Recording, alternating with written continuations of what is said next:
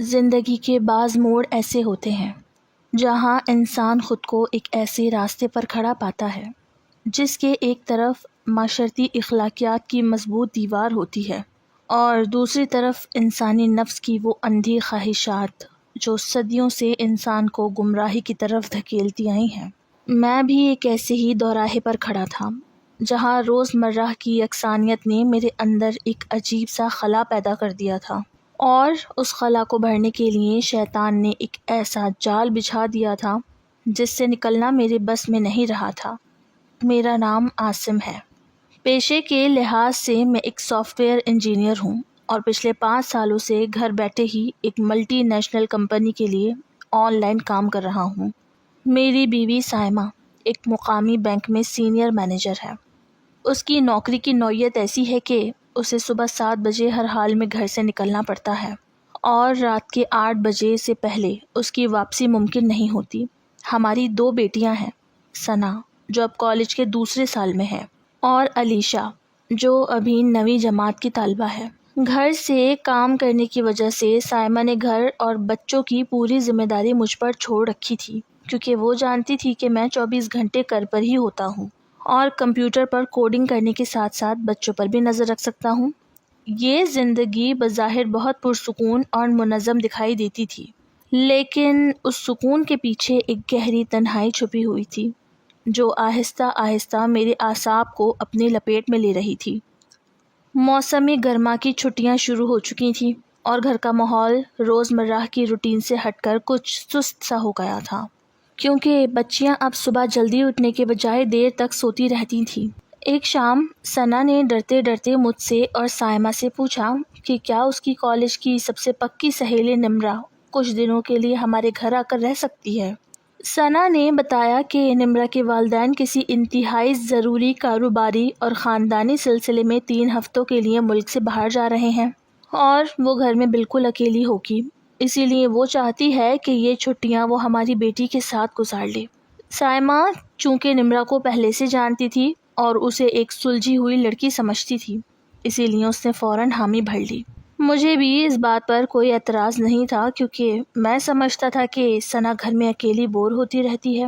نمرہ کے آنے سے اس کا دل بہل جائے گا اور چھٹیاں اچھی گزر جائیں گی، لیکن مجھے اس بات کا بالکل اندازہ نہیں تھا کہ نمرہ کا ہمارے گھر آنا میری زندگی کے سکون کو اس طرح برباد کر دے گا کہ میں اپنے ہی وجود سے خوفزدہ ہونے لگوں گا۔ جس دن نمرہ اپنی بڑی سی ٹرالی بیگ لے کر ہمارے گھر پہنچی، اس دن سائمہ بینک جا چکی تھی اور میں لاؤنج میں بیٹھ کر لیپ ٹاپ پر اپنا کام کر رہا تھا جب ثنا نے دوڑتے ہوئے جا کر دروازہ کھولا اور نمرہ اندر داخل ہوئی تو اسے دیکھتے ہی میرے ہاتھ لیپ ٹاپ کے کی بورڈ پر جم سے گئے۔ وہ ثنا کی ہم عمر ضرور تھی، لیکن اس کا جسمانی ڈھانچہ اور اس کی ساخت کسی پختہ عمر کی عورت جیسی تھی۔ اس کا قد کاٹ اوسط سے کچھ زیادہ تھا، لیکن جس چیز نے مجھے سب سے زیادہ حیران اور متوجہ کیا وہ اس کا بے پناہ بھاری اور ابھرا ہوا سینہ تھا جو اس کے چست لباس میں سے صاف جھلک رہا تھا۔ اس نے ایک تنگ جینز اور اس کے اوپر ایک باریک سفید رنگ کا ٹاپ پہن رکھا تھا جو اس کے جسم کے ہر اتار چڑھاؤ کو اس طرح نمایاں کر رہا تھا کہ کوئی بھی مرد اپنی نظریں وہاں سے ہٹانے میں ناکام رہتا۔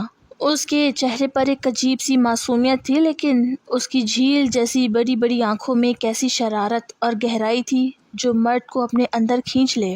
اس نے جیسے ہی مجھے دیکھا، اس کے چہرے پر ایک دل نشیں مسکراہٹ پھیل گئی اور اس نے اپنی مدھم مگر انتہائی پرکشش آواز میں کہا، السلام علیکم انکل۔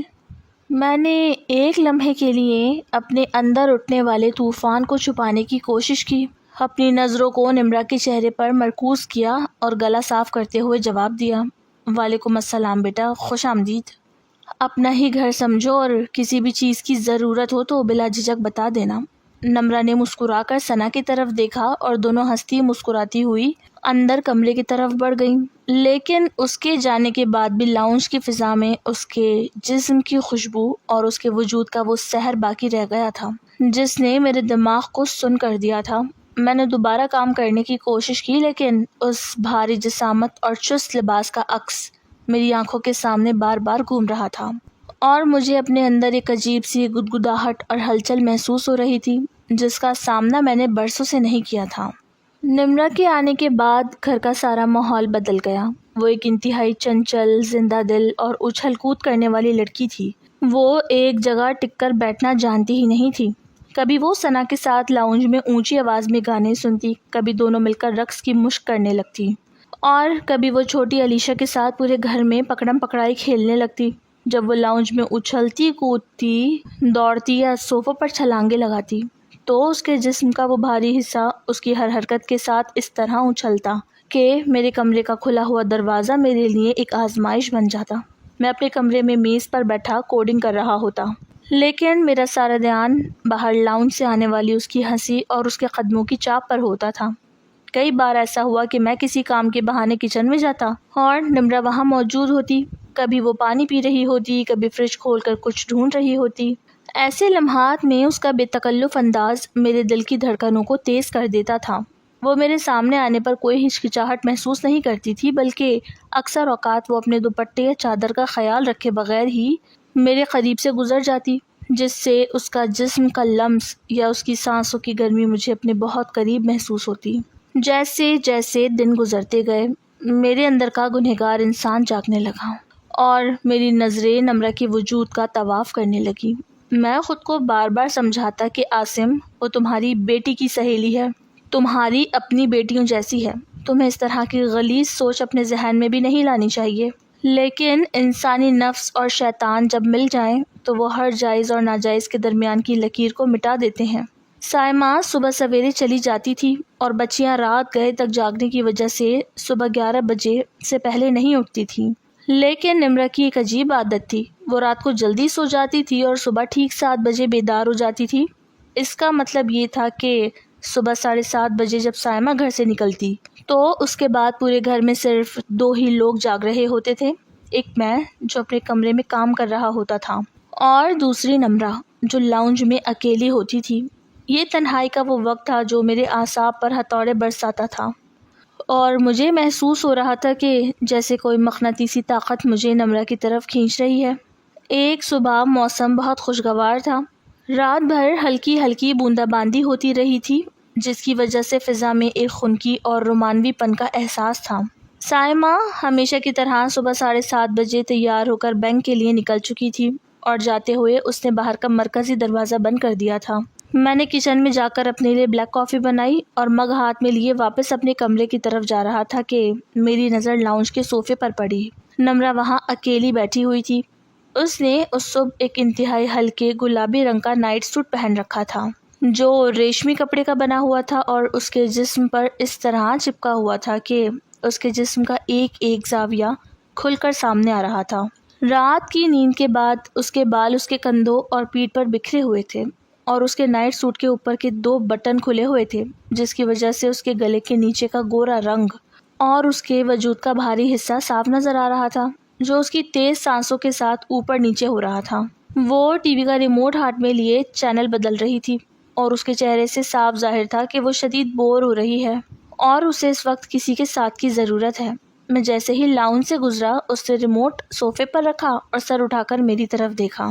اس کی مخمور آنکھوں میں ایک عجیب سی چمک تھی جس نے میرے قدموں کو وہیں جکڑ لیا۔ اس نے مسکرا کر اپنی لچکدار آواز میں کہا، گڈ مارننگ انکل، آپ کی کافی کی خوشبو بہت اچھی ہے، کیا مجھے بھی ایک کپ مل سکتا ہے؟ میں نے اپنے خشک ہوتے ہوئے ہونٹوں پر زبان پھیری اور صوفے کے قریب جاتے ہوئے کہا، ہاں کیوں نہیں نمرا بیٹا، میں تمہارے لیے ابھی کچن سے بنا لاتا ہوں۔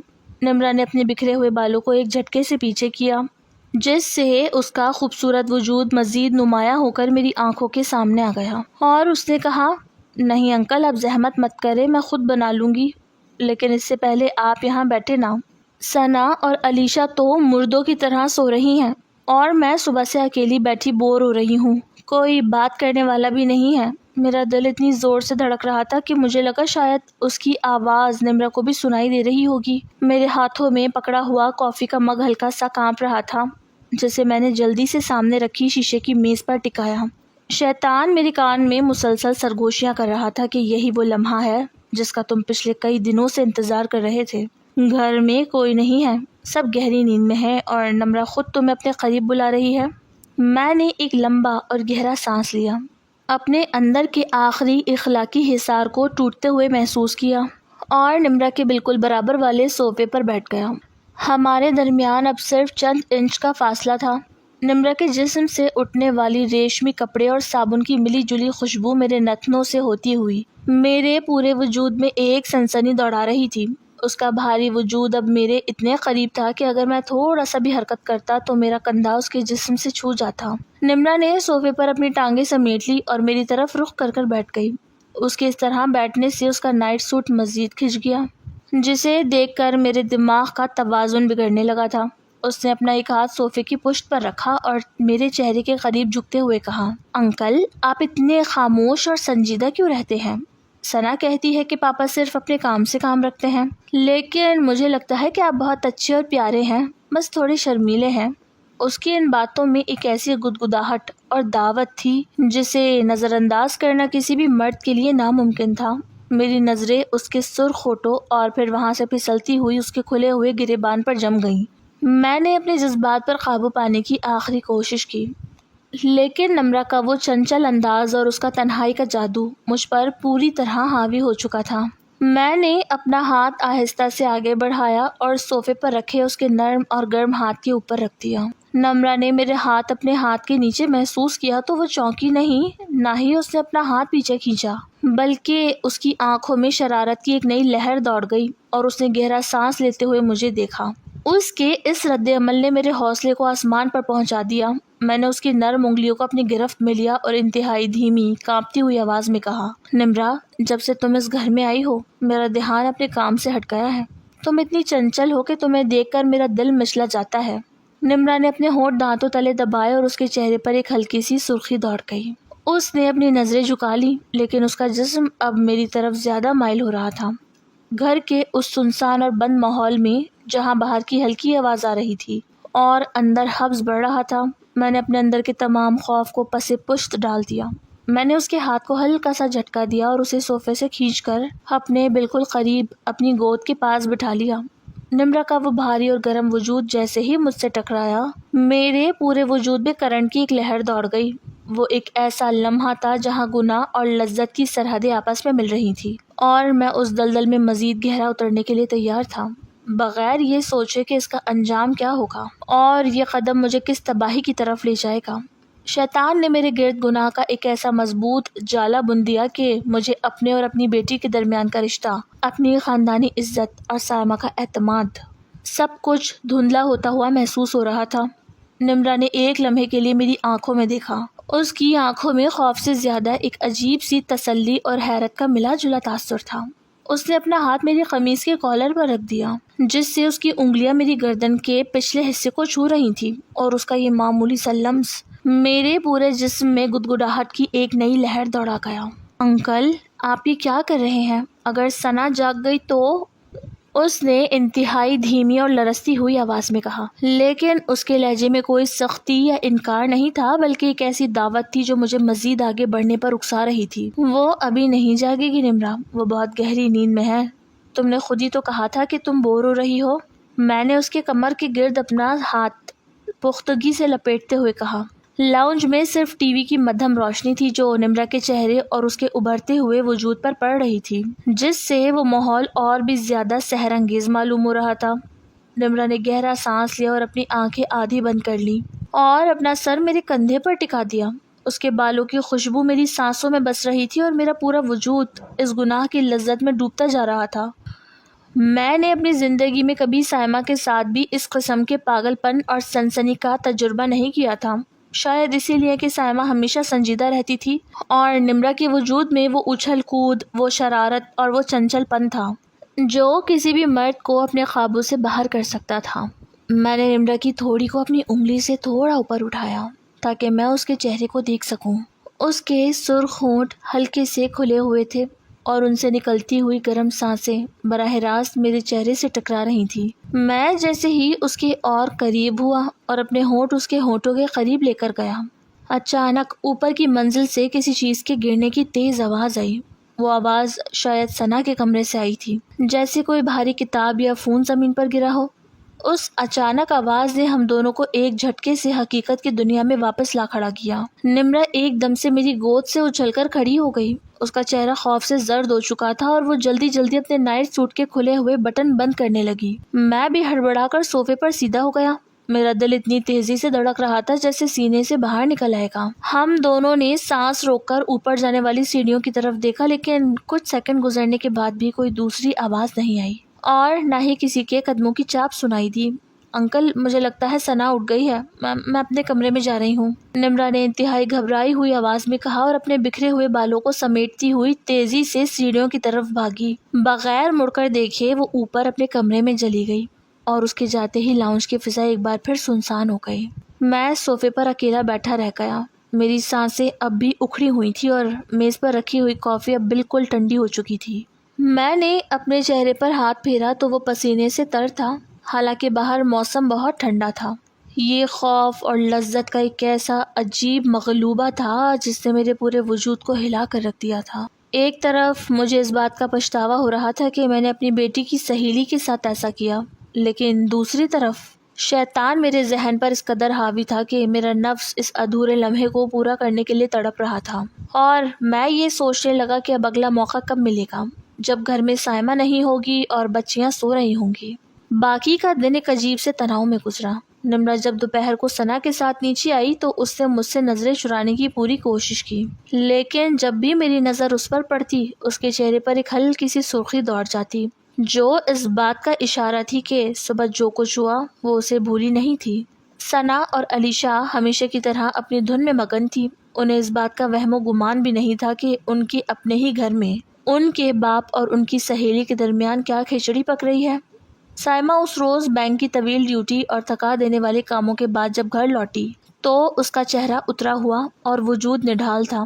اس کی آنکھوں میں شدید تھکن صاف جھلک رہی تھی کہ صبح سے شام تک عوام کی ہجوم، فائلوں کے بوجھ اور کام کے دباؤ نے اس کے اعصاب کو چور کر رکھا تھا۔ گھر میں قدم رکھتے ہی اس نے بس اتنا کہا کہ آج طبیعت بہت بوجھل ہے، اور وہ سیدھی اپنے کمرے میں جا کر بستر پر دراز ہو گئی تاکہ کچھ دیر سکون حاصل کر سکے۔ دوسری طرف میرے اپنے اندر ایک طوفان برپا تھا۔ لاؤنج میں نمرا کے ساتھ جو کچھ ہوا تھا اس کے بعد سے میرا ضمیر مجھے بری طرح کاٹ رہا تھا۔ میرے دل و دماغ میں پچھتاوے کی آگ دہک رہی تھی کہ سائمہ جیسی باوقار، محنتی اور پاک دامن بیوی گھر میں موجود ہے، جو دن رات ہماری خاطر باہر محنت کرتی ہے، اور میں نے اس کے پیٹھ پیچھے اس کی عزت اور اپنے ایمان کے ساتھ کیسا گھنونا کھلواڑ کیا ہے۔ اسی ندامت، گلٹ اور اپنے گناہ کے بوجھ کو ہلکا کرنے کی ایک ناکام اور خود غرضانہ کوشش کے طور پر میں دبے پاؤ کمرے میں گیا اور سائمہ کے بالکل برابر میں لیٹ گیا، مگر وہ تھکاوٹ کی وجہ سے سو چکی تھی۔ تھوڑی ہی دیر گزری تھی کہ نمرا کا وہ سحر انگیز لمس اور وہ ادھورا لمحہ میرے ذہن پر اس طرح سوار ہو چکا تھا کہ مجھے رات بھر نیند نہیں آئی۔ میں بستر پر کروٹیں بدلتا رہا اور سائمہ جو میرے برابر میں بے خبر سو رہی تھی، مجھے اس کی موجودگی سے ایک عجیب سی گھبراہٹ ہو رہی تھی۔ مجھے بار بار لاؤنج کا وہ منظر یاد آ رہا تھا کہ جب نمرا کا وہ بھاری اور گرم وجود میری گود میں تھا اور اس کی سانسیں میرے چہرے کو چھو رہی تھی۔ میرے اندر کا گنہگار انسان اب کسی اخلاقیات یا پچھتاوے کو ماننے کے لیے تیار نہیں تھا، بلکہ میں اگلی صبح کا انتظار کر رہا تھا جب سائمہ دوبارہ بینک چلی جائے گی اور گھر میں ایک بار پھر وہی تنہائی کا ماحول بن جائے گا۔ اگلی صبح جب سائمہ تیار ہو کر 7:30 بجے گھر سے نکلی تو میرے دل کی دھڑکنیں خود بخود تیز ہونے لگیں۔ میں نے باہر کا دروازہ بند ہونے کی آواز سنی اور فوراً کچن کی طرف بڑھا۔ میں نے جان بوجھ کر چائے کے 2 کپ بنائے اور لاؤنج میں آ کر بیٹھ گیا۔ کچھ ہی دیر گزری تھی کہ اوپر والے کمرے کا دروازہ کھلا اور نمرا سیڑھیوں سے نیچے اترتی ہوئی دکھائی دی۔ آج اس نے گہرے نیلے رنگ کا ایک باریک نائٹ سوٹ پہن رکھا تھا جو اس کے چست بدن پر اس طرح جمع ہوا تھا کہ اس کے جسم کا ہر ابھار پہلے سے بھی زیادہ نمایاں اور اچھلتا ہوا محسوس ہو رہا تھا۔ اس کے چہرے پر رات کی نیند کا ہلکا سا خمار تھا اور اس کی نظریں سیدھی مجھ پر پڑی۔ جیسے ہی وہ لاؤنج میں آئی اس کے چہرے پر ایک شرمیلی سی مسکراہٹ ابھری جس میں گزشتہ روز کے واقعے کی یاد صاف جھلک رہی تھی۔ اس نے ادھر ادھر دیکھا یہ تسلی کرنے کے لیے کہ ثنا یا علیشا میں سے کوئی جاگ تو نہیں رہا، اور پھر وہ آہستہ آہستہ چلتی ہوئی میرے قریب آ کر صوفے پر بیٹھ گئی آج ہمارے درمیان کوئی دوری نہیں تھی۔ وہ خود میرے اتنے قریب بیٹھی کہ اس کے ریشمی لباس کی سرسراہٹ مجھے اپنے اعصاب پر محسوس ہونے لگی۔ انکل، آج آپ پھر میرے لیے چائے بنا کر بیٹھے ہیں؟ اس نے اپنی دھیمی کھنکتی ہوئی آواز میں پوچھا اور اپنی مخمور آنکھیں میری آنکھوں میں ڈال دی۔ ہاں نمرا، میں جانتا تھا کہ تم صبح جلدی اٹھتی ہو اور بور ہوتی ہو، اسی لیے میں نے سوچا کہ کیوں نہ ہم ساتھ چائے پئیں۔ میں نے چائے کا مگ اس کی طرف بڑھاتے ہوئے کہا۔ جب اس سے مگ پکڑنے کے لیے اپنا ہاتھ آگے بڑھایا تو اس کی نرم انگلیاں میری انگلیوں سے چھو گئیں اور میرے پورے وجود میں ایک سنسنی خیز کرنٹ دوڑ گیا۔ نمرا نے چائے کا ایک گھونٹ لیا اور گہرا سانس بھرا۔ وہ میرے چہرے کے اور قریب جھکی اور کہنے لگی، انکل، کل جب ثنا کے کمرے سے آواز آئی تھی تو میں سچ مچ بہت ڈر گئی تھی، لیکن مجھے وہ سب برا نہیں لگا تھا۔ آپ بہت مختلف ہیں۔ ثنا خوش قسمت ہے کہ اسے آپ جیسے پاپا ملے ہیں۔ آپ بہت ہی ہینڈسم اور بہت ہی کیئرنگ ہیں۔ اس کی ان باتوں میں جو گدگداہٹ اور جو دعوت چھپی ہوئی تھی، اس نے میرے اندر کے تمام ضبط کے بندھنوں کو توڑ کر رکھ دیا۔ میں نے چائے کا مگ میز پر رکھا اور بنا کچھ کہے اس کا نازک ہاتھ اپنے مضبوط ہاتھوں میں لے لیا۔ نمرا نے کوئی مزاحمت نہیں کی، بلکہ اس نے اپنی انگلیوں کو میری گرفت میں اور بھی زیادہ ڈھیلا چھوڑ دیا اور اس کا وجود میری طرف مائل ہونے لگا۔ ہمارے جسموں کے درمیان کا فاصلہ بالکل ختم ہو چکا تھا۔ وہ گناہ اور لذت کے اس عروج پر تھی جہاں انسان کو اچھے اور برے کی تمیز نہیں رہتی۔ میں اس کے ہونٹوں کے اور قریب ہوا اور جیسے ہی میں نے اس کے چہرے کو اپنے قریب کیا، اچانک لاؤنج کے کونے میں بنے ہوئے اسٹور روم کے دروازے سے ایک عجیب سی سرسراہٹ کی آواز آئی۔ وہ آواز ایسی تھی جیسے کوئی وہاں کھڑا چھپ کر ہماری ہر حرکت دیکھ رہا ہو یا کوئی چیز وہاں گری ہو۔ نمرا ایک دم سے سہم گئی اور اس نے پیچھے ہٹنے کی کوشش کی، لیکن اس بار شیطان مجھ پر اس قدر حاوی تھا کہ میں نے اس کی کمر پر اپنی گرفت اور مضبوط کر لی اور اسے اپنے سے دور نہیں ہونے دیا۔ انکل چھوڑیے نا، مجھے لگتا ہے کوئی ہے وہاں۔ اس نے انتہائی لرزتی اور خوفزدہ آواز میں سرگوشی کی۔ اس کی آنکھیں اب اسٹور روم کے آدھے کھلے ہوئے دروازے پر ٹکی ہوئی تھی۔ میں نے اس کے خوف کو نظر انداز کرتے ہوئے اس کی گردن پر اپنے ہونٹ رکھ دیے، جہاں اس کی رگیں شدت سے تڑپ رہی تھی۔ نمرا کا پورا جسم کانپ رہا تھا۔ وہ ایک طرف اس لذت کی دلدل میں دھنس رہی تھی اور دوسری طرف پکڑے جانے کا خوف اسے اندر ہی اندر کھائے جا رہا تھا۔ پورا لاؤنج اس وقت گناہ کی اس تپش سے دہک رہا تھا۔ باہر بادل گرج رہے تھے اور اندر ہماری سانسوں کا طوفان اپنے انجام کی طرف بڑھ رہا تھا۔ میں نے اس کے نائٹ سوٹ کے بٹنوں کی طرف اپنا ہاتھ بڑھایا ہی تھا کہ اچانک اسٹور روم کا دروازہ پوری طرح کھل گیا اور جو کچھ ہماری آنکھوں کے سامنے آیا اس نے میرے پیروں تلے سے زمین نکال دی۔ جیسے ہی اسٹور روم کا وہ آدھا کھلا ہوا پرانا لکڑی کا دروازہ پوری طرح پیچھے ہٹا، ایک زوردار چھرچراہٹ کی آواز گونجی جس نے لاؤنج کے اس سحر انگیز اور تپتے ہوئے ماحول کو ایک گرم برف کی طرح ٹھنڈا کر دیا۔ نمرا نے ایک خوفناک چیخ اپنے حلق میں ہی دبا لی اور وہ بجلی کی سی تیزی سے میری گود سے الگ ہو کر صوفے کے دوسرے کونے میں جا گری۔ اس کا چہرہ خوف کے مارے سفید پڑ چکا تھا۔ اس کی بڑی بڑی آنکھیں باہر کو ابل پڑی تھیں اور وہ کانپتے ہاتھوں سے اپنے نائٹ سوٹ کے کھلے ہوئے بٹنوں کو بند کرنے کی ناکام کوشش کر رہی تھی۔ میرا اپنا یہ حال تھا کہ میرے پاؤں تلے سے زمین نکل چکی تھی۔ ہاتھوں میں پکڑا ہوا چائے کا کپ صوفے کے بازو سے ٹکرا کر نیچے قالین پر گرا اور گرم چائے چاروں طرف پھیل گئی، لیکن مجھے اس گرمی کا احساس تک نہ ہوا کیونکہ میرے پورے جسم میں ایک سنسنی خیز سرد لہر دوڑ گئی تھی۔ دھندلی روشنی میں جب میں نے اس اسٹور روم کے اندھیرے دہانے کی طرف دیکھا تو وہاں کوئی انسان نہیں تھا، بلکہ سیما کا خریدا ہوا ایک پرانا بھاری بھرکم اٹیچی کیس جو الماری کے اوپر غیر متوازن انداز میں رکھا ہوا تھا، وہ اپنی جگہ سے سرک کر نیچے فرش پر آ گرا تھا اور اس کے گرنے سے وہاں رکھی پلاسٹک کی پرانی بالٹی اور کچھ دوسرے ڈبے بھی اچھل کر ادھر ادھر بکھر گئے تھے۔ یہ صرف ایک اتفاق تھا، ایک معمولی سا حادثہ جو پرانے اور بے ترتیب سامان کے توازن بگڑنے کی وجہ سے پیش آیا تھا، لیکن اس نے اس وقت ہمارے دلوں پر جو قیامت ڈھائی تھی وہ کسی بھی بڑے طوفان سے کم نہیں تھی۔ میں نے ایک طویل لرزتا ہوا سانس لیا اور صوفے کی پشت سے ٹیک لگا کر بیٹھ گیا۔ میرا دل اتنی زور سے دھڑک رہا تھا جیسے پسلیوں کو توڑ کر باہر نکل آئے گا۔ میں نے اپنے دونوں ہاتھوں سے اپنے چہرے کو چھپایا جہاں پسینے کی موٹی موٹی بوندیں نمودار ہو چکی تھی۔ شیطان جو اب تک میرے دماغ پر سوار تھا اور مجھے اندھے گناہ کی طرف دھکیل رہا تھا، اس اچانک جھٹکے نے اسے ایک لمحے کے لیے پیچھے دھکیل دیا تھا اور میرے اندر کا وہ انسان جو خوف اور پچھتاوے کی دلدل میں گھرا ہوا تھا وہ دوبارہ بیدار ہونے لگا تھا۔ نمرہ صوفے کے دوسرے کونے میں سمٹی ہوئی تھی، اس کے گھٹنے اس کے سینے سے لگے ہوئے تھے اور وہ اپنے سر کو گھٹنوں پر ٹکا کر ہلکی ہلکی سسکیاں لے رہی تھی۔ اس کا وہ چنچل پن، وہ اچھل کود اور وہ بے باکی جس سے مجھے پچھلے کئی دنوں سے دیوانہ بنا رکھا تھا، اب ایک خوفزدہ اور کمزور لڑکی کی صورت میں میرے سامنے بکھر چکی تھی۔ اس کا وہ بھاری وجود جو اب تک میرے اعصاب پر ہتھوڑے برسا رہا تھا، اس وقت ایک بوجھ سا محسوس ہو رہا تھا، ایک ایسا بوجھ جو مجھے معاشرے، میری بیوی اور میری اپنی بیٹیوں کی نظروں میں ہمیشہ کے لیے گرا سکتا تھا۔ نمرہ، میں نے انتہائی دھیمی اور بیٹھتی ہوئی آواز میں اسے پکارا، لیکن میری آواز میں وہ پہلے جیسی گرمی یا کشش نہیں تھی، بلکہ ایک عجیب سی تھکن اور خوف تھا۔ اس نے سر اٹھا کر میری طرف دیکھا، اس کی آنکھوں سے آنسو بہہ رہے تھے جنہوں نے اس کے چہرے کی معصومیت کو اور بھی زیادہ نمایاں کر دیا تھا۔ انکل، میں بہت ڈر گئی ہوں، مجھے ایسا لگا جیسے کوئی ہمیں دیکھ رہا ہے۔ اگر ثنا وہاں ہوتی یا اگر سائمہ آنٹی اچانک واپس آ جاتی تو میرا کیا بنتا؟ میں اپنے پاپا کو کیا منہ دکھاتی؟ اس کی آواز میں موجود سچائی اور خوف نے میرے دل پر ایک خنجر کی طرح وار کیا۔ میں کھڑا ہوا اور کچن کی طرف بڑھ گیا تاکہ اپنے اکھڑے ہوئے سانسوں کو بحال کر سکوں۔ کچن کے ٹھنڈے فرش پر کھڑے ہو کر جب میں نے سنک سے پانی کا گلاس بھرا اور اسے ایک ہی سانس میں پی گیا تو مجھے اپنے اندر کی آگ کچھ مدھم ہوتی ہوئی محسوس ہوئی۔ میں نے شیشے میں اپنا چہرہ دیکھا، ایک 40 سالہ شادی شدہ مرد، 2 جوان بیٹیوں کا باپ، جس کا سر اب سفید بالوں کی چھاؤں میں آ رہا تھا۔ وہ اپنی ہی بیٹی کی ہم عمر سہیلی کے ساتھ لاؤنج میں اس حد تک جا چکا تھا۔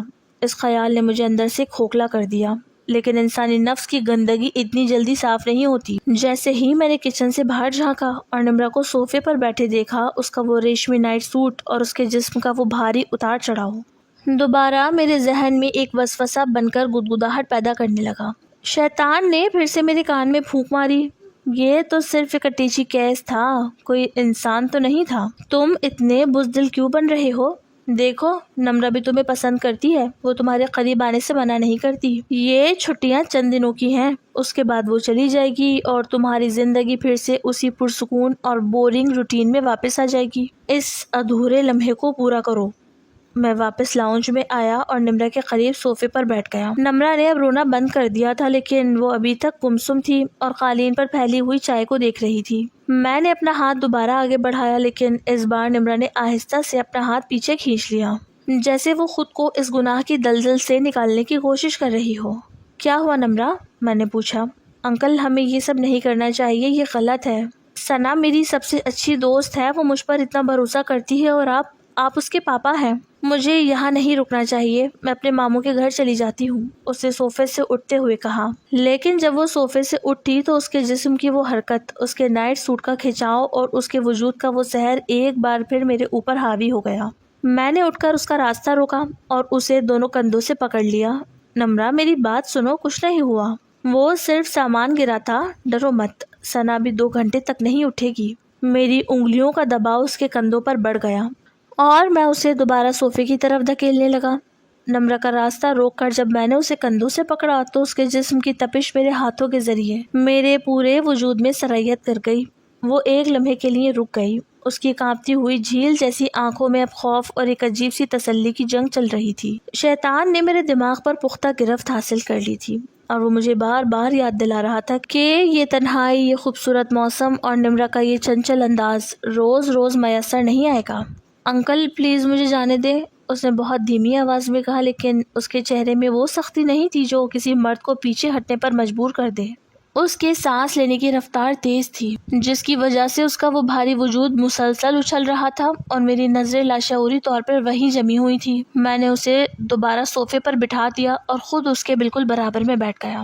اس بار میں نے کوئی وقت ضائع نہیں کیا اور اپنا ہاتھ اس کی کمر کے گرد لپیٹ کر اسے اپنے وجود کے ساتھ بھینچ لیا۔ نمرہ نے ایک گہرا سانس لیا اور اپنی آنکھیں بند کر لیں۔ اس کا وہ ریشمی نائٹ سوٹ اب ہماری قربت کی راہ میں کوئی بڑی رکاوٹ نہیں رہا تھا اور مجھے لگ رہا تھا کہ میں دنیا کی تمام اخلاقیات اور حدود کو پامال کر کے اس دلدل کے آخری سرے تک پہنچنے والا ہوں۔ لیکن قدرت کا اپنا ایک نظام ہے، اور جب انسان تمام حدیں پار کرنے لگتا ہے تو عبرت کا تماشا بھی اسی شدت سے دکھایا جاتا ہے۔ ہم اسی سحر انگیز اور گناہ آلود لمحے میں گم تھے کہ اچانک اوپر کی منزل سے ثنا کے کمرے کا دروازہ کھلنے کی تیز آواز آئی، اور اس کے ساتھ ہی علیشا کے رونے اور چلانے کی آواز پورے کمرے میں گونج اٹھی۔ پاپا پاپا جلدی آئیں، دیکھیں ثنا آپی کو کیا ہو گیا ہے۔ یہ آواز کسی قیامت کے آغاز کی طرح لاؤنج میں گونجی۔ نمرہ ایک جھٹکے سے مجھ سے دور ہوئی، اور اس بار اس کے چہرے پر جو خوف تھا وہ پہلے سے بالکل مختلف تھا۔ میں نے گھبرا کر اپنے کپڑے درست کیے اور سیڑھیوں کی طرف بھاگا۔ میرے پیچھے پیچھے نمرہ بھی اپنے نائٹ سوٹ کو سنبھالتی ہوئی اوپر کی طرف دوڑی۔ جب میں ثنا کے کمرے میں داخل ہوا تو وہاں کا منظر دیکھ کر میرا جسم کا سارا خون منجمد ہو گیا۔ ثنا بستر پر اوندھے منہ گری ہوئی تھی، اس کا پورا جسم بری طرح کانپ رہا تھا، اس کے منہ سے سفید جھاگ نکل رہا تھا اور اس کی آنکھیں اوپر کو الٹ چکی تھی۔ علیشا اس کے پاس بیٹھی بری طرح رو رہی تھی اور اسے جھنجھوڑ رہی تھی۔ ثنا ثنا بیٹا کیا ہوا ہے تمہیں؟ میں نے پاگلوں کی طرح اس کے پاس بیٹھ کر اسے سیدھا کیا، لیکن وہ کسی شدید دورے کی زد میں تھی اور ہوش کھو چکی تھی۔ نمرہ نے جیسے ہی اپنی سب سے پکی سہیلی کو اس حال میں دیکھا، وہ فرش پر بیٹھ کر دھاڑے مار کر رونے لگی۔ ثنا میری وجہ سے، یہ سب میری وجہ سے ہوا، یا اللہ مجھے معاف کر دے۔ وہ بار بار اپنے سر کو دیوار سے مار رہی تھی اور روئے جا رہی تھی۔ میں نے بغیر کوئی وقت ضائع کیے سائمہ کو فون ملایا اور کانپتی آواز میں اسے ہسپتال پہنچنے کا کہا۔ پھر میں نے ثنا کو اپنی گود میں اٹھایا۔ یہ وہی گود تھی جہاں چند منٹ پہلے میں اپنی بیٹی کی سہیلی کو بٹھا کر گناہ کی لذت لے رہا تھا۔ اس وقت ثنا کا مرجھایا ہوا چہرہ اور اس کی اکھڑتی ہوئی سانسیں میرے منہ پر ایک زوردار تماشا تھی کہ جو باپ اپنی بیٹیوں کا محافظ ہوتا ہے، وہ جب کسی دوسرے کی بیٹی پر بری نظر ڈالتا ہے تو مکافات عمل کس طرح اس کے اپنے گھر کا دروازہ کھٹکھٹاتا ہے۔ ہم ثنا کو لے کر ہسپتال بھاگے۔ سائمہ بھی وہاں پہنچ چکی تھی اور اس کا رو رو کر برا حال تھا۔ ڈاکٹروں نے ثنا کو فوراً ICU میں منتقل کر دیا اور ہمیں باہر انتظار کرنے کو کہا۔ وہ 3 گھنٹے میری زندگی کے سب سے طویل اور اذیتناک گھنٹے تھے۔ ہسپتال کے کوریڈور کے ایک کونے میں سائمہ رو رہی تھی اور دوسرے کونے میں نمرہ سر جھکائے بیٹھی تھی۔ اس کی آنکھیں سوج چکی تھی اور وہ مجھ سے نظریں ملانے کے قابل نہیں رہی تھی۔ میں لاؤنج میں گزرے ہوئے ان چند منٹوں کو یاد کر کے اندر ہی اندر مر رہا تھا، جہاں میں نے عارضی لذت کے لیے اپنی غیرت، اپنا ایمان اور اپنی بیٹیوں کا تحفظ داؤ پر لگا دیا تھا۔ 3 گھنٹے بعد ڈاکٹر ICU سے باہر آیا۔ اس کے چہرے پر سنجیدگی تھی۔ ڈاکٹر صاحب میری بیٹی کیسی ہے؟ سائمہ نے تڑپ کر پوچھا۔ ڈاکٹر نے ایک گہرا سانس لیا اور کہا، شکر ہے کہ آپ لوگ اسے وقت پر لے آئے۔ اسے شدید ذہنی تناؤ اور دل کا دورہ پڑا تھا۔ ایسا لگتا ہے کہ اس نے رات یا صبح کے وقت کوئی ایسی چیز دیکھی یا سنی ہے جس نے اس کے معصوم ذہن پر گہرا صدمہ پہنچایا ہے، جس کی وجہ سے اس کا دل یہ بوجھ برداشت نہیں کر سکا۔ اب وہ خطرے سے باہر ہے، لیکن اسے مکمل سکون کی ضرورت ہے۔ ڈاکٹر کی یہ بات سن کر میرے پیروں تلے سے زمین نکل گئی۔ کوئی ایسی چیز دیکھی یا سنی تھی؟ کیا ثنا صبح کے وقت جاگ گئی تھی؟ کیا اس نے لاؤنج میں مجھے اور نمرہ کو اس حال میں دیکھ لیا تھا؟ میرا شک یقین میں بدل گیا جب اگلے دن ثنا کو وارڈ میں منتقل کیا گیا۔ جب میں اور سائمہ اس کے پاس گئے تو اس نے سائمہ کا ہاتھ پکڑ لیا، لیکن جیسے ہی اس کی نظر مجھ پر پڑی، اس کی آنکھوں میں نفرت، حقارت اور گہرے صدمے کے آنسو تیرنے لگے۔ اس نے اپنا چہرہ دوسری طرف پھیر لیا اور مجھ سے ایک لفظ بھی نہیں کہا۔ وہ پاپا جنہیں وہ اپنا ہیرو سمجھتی تھی، جن پر وہ اندھا بھروسہ کرتی تھی، آج وہ اس کی نظروں میں دنیا کے سب سے گرے ہوئے انسان بن چکے تھے۔ نمرہ اسی شام اپنے ماموں کے ساتھ اپنے گھر چلی گئی۔ جاتے ہوئے اس نے نہ مجھ سے بات کی اور نہ ہی ثنا کے کمرے میں دوبارہ آئی، کیونکہ وہ جانتی تھی کہ اس کی چنچلاہٹ اور بے باکی نے اس کی سب سے اچھی سہیلی کی زندگی کو موت کے منہ میں دھکیل دیا تھا۔ جب نمرہ اپنے ماموں کے ساتھ چلی گئی اور گھر میں ایک ہو کا عالم طاری ہو گیا تو وقت کا پہیہ اپنی پوری بے رحمی کے ساتھ آگے بڑھنے لگا۔ ثنا کو ہسپتال سے گھر لائے ہوئے اور اس حادثے کو گزرے ابھی کچھ ہی دن ہوئے تھے، لیکن اس کے باوجود گھر کا ماحول اب پہلے جیسا بالکل نہیں رہا تھا۔ وہ گھر جو کبھی کہکو اور رونق کے خاندانی سکون کا گہوارہ ہوا کرتا تھا، وہ اب ایک خاموشی جیل کا منظر پیش کر رہا تھا، جہاں ہر سو ایک گہرا خوف اور بد اعتمادی کا پہرہ بیٹھا ہوا تھا۔ سائمہ کے دل میں اپنی بیٹی کی اس اچانک اور خطرناک حالت کو لے کر طرح طرح کے وسوسے اور پریشانیاں جنم لے رہی تھی، کیونکہ وہ اس بات کو سمجھنے سے قاصر تھی کہ ہنستی کھیلتی ثنا کو اچانک ایسا کون سا شدید صدمہ اور دل کا دورہ پڑ گیا جس نے اس کی زندگی کو موت کے دہانے پر لا کھڑا کیا۔ سائمہ کے اندر ایک ماں کی وہ بے چینی دن بدن بڑھتی جا رہی تھی، جو اپنی جوان بیٹی کے بجھتے ہوئے چہرے اور خاموشی کو دیکھ کر تڑپ اٹھتی ہے۔ اسی ذہنی کشمکش اور پریشانی کے عالم میں ایک دن سائمہ نے فیصلہ کیا کہ وہ ثنا کو لے کر شہر کے ایک نامور اور ماہر نفسیات کے پاس جائے گی تاکہ اس بات کا پتہ چلایا جا سکے کہ آخر اس کے معصوم ذہن پر ایسا کون سا خوفناک سایہ پڑا ہے جو اسے اندر سے گلائے جا رہا ہے اور وہ کسی سے ایک لفظ بھی بولنے کو تیار نہیں ہے۔ ڈاکٹر کے پاس جانے میں 2 دن تھے۔ سائمہ بینک گئی ہوئی تھی اور چھوٹی بیٹی اپنی سہیلی کے گھر کسی کام سے گئی ہوئی تھی۔ مجھے لگا کہ شاید یہی وہ تنہا اور بہترین لمحہ ہے کہ جب میں اپنی بیمار، ٹوٹی ہوئی اور مجھ سے نفرت کرنے والی بیٹی کے قریب جا کر اپنے اندر کے اس آتش فشاں کو کچھ ہلکا کر سکوں جو پچھلے کئی دنوں سے میری روح کو جلا رہا تھا۔ گھر میں اس وقت مکمل سناٹا تھا اور سائمہ کے جاتے ہی کوریڈور اور لاؤنج کے وہ سائے ایک بار پھر میرے دل پر ہتھوڑے کی طرح برسنے لگے۔ میں نے دھڑکتے دل اور کانپتے قدموں کے ساتھ ثنا کے کمرے کا رخ کیا جہاں وہ بستر کے ایک کونے میں سر جھکائے خاموشی سے بیٹھی ہوئی تھی۔ اس کا چہرہ زرد پڑ چکا تھا، آنکھوں میں ایک انکہی اداسی اور گہرا صدمہ صاف جھلک رہا تھا، اور اس کا وجود یوں محسوس ہوتا تھا جیسے طوفان کی زد میں آیا ہوا کوئی نازک پودا۔ میں نے انتہائی ڈرتے ڈرتے اور شرمندگی سے بوجھل قدموں کے ساتھ کمرے میں قدم رکھا اور اس کے بستر کے پاس جا کر رک گیا۔ میرے منہ سے الفاظ ہی نہیں نکل رہے تھے کیونکہ وہ باپ جو کبھی اپنی بیٹیوں کی ڈھال اور ان کا ہیرو کہلاتا تھا آج مجرموں کی طرح اس کے سامنے کھڑا ہونے کے قابل بھی نہیں رہا تھا۔ میں نے کپکپاتے ہاتھوں کے ساتھ ثنا کے بستر کے قریب گھٹنے ٹیک دیے اور پھٹی ہوئی آواز میں اسے پکارا، ثنا میری بچی۔ میری اس آواز میں وہ تمام ندامت کا، گناہ کا بوجھ اور باپ کی وہ بے بسی شامل تھی جو انسان کو اندر سے توڑ کر رکھ دیتی ہے۔ میں نے اپنے دونوں ہاتھ جوڑ کر اس کے سامنے جھکا دیے۔ میری آنکھوں سے آنسوں کا وہ سیلاب بہہ نکلا جسے میں اتنے دنوں سے اندر ہی اندر گھونٹ رہا تھا۔ میں نے روتے ہوئے سسکتے ہوئے اس سے کہا، بیٹا مجھ سے بہت بڑا گناہ ہو گیا ہے، میں نے اپنے اس گھنونے فعل پر زمین میں گر جانے کے قابل بھی نہیں ہوں، مجھے معاف کر دے میری بچی۔ میں نے اپنی اس ہوس اور اندھی نادانی میں یہ بھی نہیں سوچا کہ میں کس آگ میں جل رہا ہوں اور اس کا خمیازہ میری اپنی اولاد کو بھگتنا پڑے گا۔ تیری یہ حالت دیکھ کر میرا کلیجہ منہ کو آتا ہے۔ خدا را مجھ پر رحم کر اور مجھے ایک بار معاف کر دے، ورنہ یہ ضمیر کا عذاب مجھے زندہ جلا ڈالے گا۔ میرے اس طرح بچوں کی طرح بلک بلک کر رونے اور پاؤں میں گرنے کی کوشش کرنے پر بھی ثنا کے جسم میں جنبش تک نہیں ہوئی۔ وہ بت بنی اس بستر پر بیٹھی رہی، لیکن جب اس نے اپنی سرخ اور نفرت سے بھری ہوئی آنکھیں اٹھا کر میری طرف دیکھا تو اس کی ان نظروں میں وہ تیر اور تلواریں تھیں جو میرے دل کے آر پار ہو گئیں۔ اس کی کانپتی ہوئی پلکوں کے نیچے سے جب آنسو گرے تو اس کے لہجے میں وہ سرد مہر اور گہری حقارت تھی جو زندگی بھر انسان کو مردہ کر دیتی ہے۔ اس نے اپنے آپ کو میرے ہاتھوں سے دور ہٹایا اور ایک انتہائی بیزار، سرد اور نفرت انگیز لہجے میں مجھ سے کہا، پاپا آپ مجھ سے کس معافی کی بھیک مانگ رہے ہیں؟ کیا آپ کو لگتا ہے کہ آپ کے اس طرح رونے سے وہ خوف، وہ گھناؤنا منظر اور وہ کراہت مٹ جائے گی جو میں نے اس صبح اپنی آنکھوں سے اس لاؤنج میں دیکھی تھی؟ ثنا کا یہ جملہ سن کر میرے سینے میں جیسے کسی نے خنجر گھونپ دیا ہو۔ میری سانسیں رکنے لگیں اور میرے رونے کی آواز میرے ہی گلے میں گھٹ کر رہ گئی۔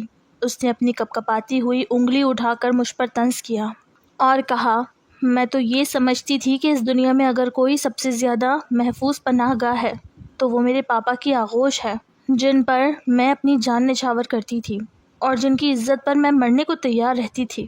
لیکن آپ نے کیا کیا؟ آپ نے اپنی اس عارضی اور غلاظت سے بھری ہوس کے لیے اس لڑکی کو چنا جو میری سب سے گہری سہیلی تھی اور ہمارے ہی گھر کو ایک بازار بنا دیا۔ جس دن میں نے آپ کو اس حال میں دیکھا تھا اس دن میرا بچپن، میرا بھروسہ اور میری روح ہمیشہ ہمیشہ کے لیے مر چکی تھی۔ اس کے منہ سے یہ الفاظ سن کر مجھے یوں لگا جیسے کسی نے زندہ انسان کو قبر میں دفن کر دیا ہو۔ میں نے روتے ہوئے دوبارہ اس کا ہاتھ پکڑنے کی کوشش کی اور کہا، نہیں ثنا، خدا کے لیے ایسا مت کہو، وہ ایک شیطانی لمحہ تھا، ایک کمزوری تھی، میں نے توبہ کر لی ہے۔ لیکن ثنا نے جھٹکے سے اپنا ہاتھ چھڑا لیا اور چیختے ہوئے سسکتے ہوئے وہ جملہ کہا جو میری حیات کا سب سے بڑا عذاب بن گیا۔ اس نے کہا، توبہ، معافی؟ نہیں پاپا، زندگی میں کبھی نہیں، میں آپ کو اس گناہ کے لیے کبھی معاف نہیں کر سکتی۔ آپ نے میری نظروں میں اس باپ کا تقدس ہمیشہ کے لیے مٹا دیا ہے جس پر مجھے ناز تھا، آپ نے مجھے زندہ درکور کر دیا ہے، اور اب یہ کبھی نہیں ہو سکتا کہ میں اس دھوکے اور اس نفرت کو دل سے نکال دوں، مجھ سے دور ہو جائیں، کیونکہ اب اس کمرے میں آپ کا رہنا میرے دم گھٹنے کے مترادف ہے۔ اس کی وہ آخری بات میرے وجود کو ریزہ ریزہ کر گئی اور میں وہاں سے اٹھنے کے بھی قابل نہیں رہا۔ جبکہ وہ دیوار کی طرف منہ کر کے پھوٹ پھوٹ کر رونے لگی۔ اگلے دن سائمہ ثنا کو لے کر شہر کے ایک معروف ماہر نفسیات کے کلینک روانہ ہو گئی۔ میرے دل میں ایک شدید اور اندیکھا خوف کاندھا مار رہا تھا کہ کہیں ثنا ڈاکٹر یا اپنی ماں کے سامنے اس بھیانک سچ کا پردہ چاک نہ کر دے، کیونکہ اگر سائمہ کو اس حقیقت کا علم ہو جاتا تو ہمارا گھر، ہماری عزت اور ہماری پوری زندگی ایک لمحے میں راکھ کا ڈھیر بن جاتی۔ میں پورے راستے ان کے کلینک میں موجود رہنے کے دوران شدید ذہنی کوفت اور پریشانی کی کیفیت میں مبتلا رہا۔ ہر لمحہ یہ سوچتا رہا کہ اب طوفان آنے والا ہے اور میری تمام غلاظت دنیا کے سامنے بے نقاب ہونے والی ہے۔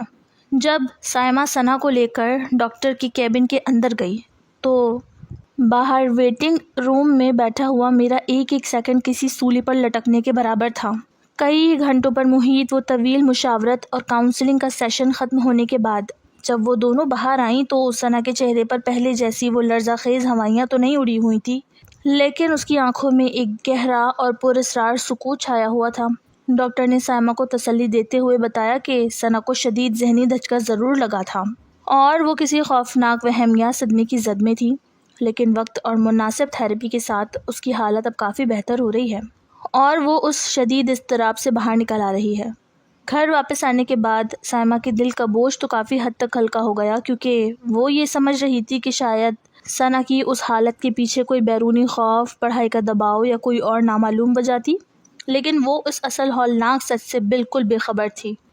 ثنا نے کلینک کے اندر ماہر نفسیات کے سامنے اور گھر آ کر اپنی ماں کے سامنے کبھی بھی ایک لفظ زبان پر نہیں لایا کہ اس نے اس رات لاؤنج میں مجھے اور نمرا کو کس حال میں دیکھا تھا۔ وہ اپنی اس عزت کو، گھر کے پردے کو اور اس خاندانی رسوائی کو اپنے ہی سینے میں ایک گرم انگارے کی طرح دبا کر خاموش ہو گئی، کیونکہ وہ جانتی تھی کہ اس سچ کو باہر لانے سے شاید میری تو بربادی ہوتی ہی، لیکن اس کے ساتھ ساتھ اس کے اپنے گھر، اس کی ماں، اس کی بہن کی عزت بھی ہمیشہ کے لیے مٹی میں مل جاتی۔ یوں وہ راز راز ہی رہا اور سائمہ کبھی اس اندھی اور گندی حقیقت تک نہیں پہنچ سکی، لیکن ثنا کی اس خاموشی نے میرے لیے زندگی کو ایک ایسی جیل بنا دیا جہاں موت سے بدتر عذاب روزانہ کا معمول بن گیا۔ ثنا بظاہر نارمل ہونے لگی، اپنی زندگی کے معمولات میں واپس آ گئی اور وقت کے ساتھ حالات بھی معمول پر آنے لگے، لیکن اس کی وہ خاموش نگاہیں اور مجھ سے دوری ایک ایسا خاموش تماشا تھی جو مجھے پل پل یاد دلاتا تھا کہ راز کے چھپ جانے سے گناہ کی گہرائی کم نہیں ہوتی، اور جو باپ اپنی بیٹی کے اعتماد کا خون کر دے وہ بظاہر سب کے سامنے زندہ رہتا ہے مگر اندر سے ہمیشہ کے لیے مر جاتا ہے۔ اس واقعے کو گزرے کئی سال ہو چکے ہیں۔ ثنا اب ٹھیک ہے، اس کی شادی بھی ہو چکی ہے، وہ اپنے گھر خوش ہے، لیکن اس دن کے بعد سے اس نے مجھ سے کبھی بات نہیں کی۔ وہ سال میں ایک دو بار سائمہ سے ملنے آتی ہے، لیکن مجھے دیکھ کر اپنا راستہ بدل لیتی ہے۔ سائمہ کو کبھی اس سچائی کا پتہ نہیں چلا، لیکن میری بیٹی کی وہ خاموش نفرت میرے لیے 24 گھنٹے کا ایک ایسا عذاب ہے جس سے میں کبھی آزاد نہیں ہو سکتا۔ میں آج بھی اسی گھر میں اکیلا بیٹھ کر آن لائن کام کرتا ہوں، لیکن اب لاؤنج کا وہ صوفہ مجھے ایک مقتل گاہ کی طرح لگتا ہے۔ وہ عارضی لذت تو چند دنوں میں ختم ہو گئی، لیکن اس گناہ کی پاداش میں نے اپنی بیٹی کا بھروسہ، اس کی محبت اور اپنی زندگی کا سکون ہمیشہ ہمیشہ کے لیے کھو دیا۔ یہ مکافات عمل کا وہ سبق ہے جو مجھے ہر لمحہ یاد دلاتا ہے کہ دوسروں کی بیٹیوں کو ہوس کی نظر سے دیکھنے والوں کے اپنے گھر کبھی محفوظ نہیں رہتے۔